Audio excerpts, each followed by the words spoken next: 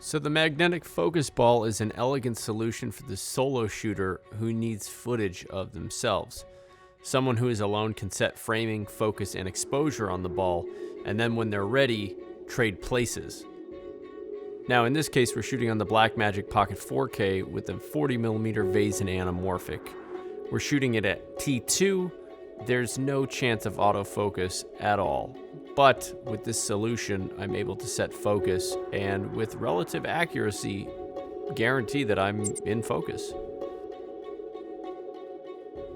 Now this won't work with every object, but it does work well with people. And because the camera is fixed and the distance to the center remains constant, the geometry works the same regardless of whatever camera or lens.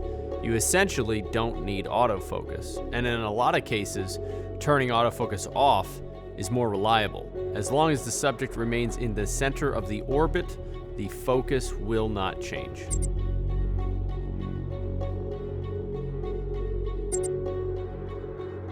Now just a side note, this outdoor setup is the prototype for the Orbit Pro kit. The Orbit Pro comes with 3 mounting brackets for individuals to attach their own overhead scaffolding and stands. The kit does not include the actual stands or the speed rail in which to make the overhead scaffolding, but we will provide recommendations and a tutorial on how to source and build your own.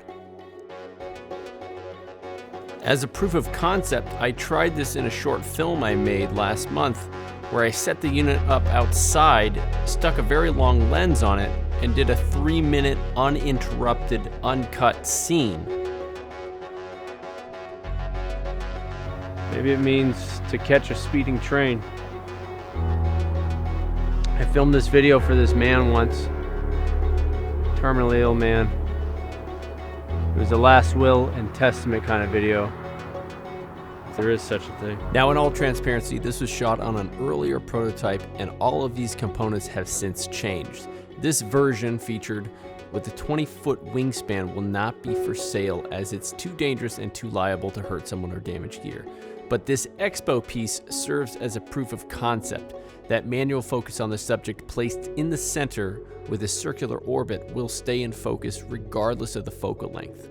If you'd like to see this shot in its entirety, you can watch Anamorphia 2 on YouTube.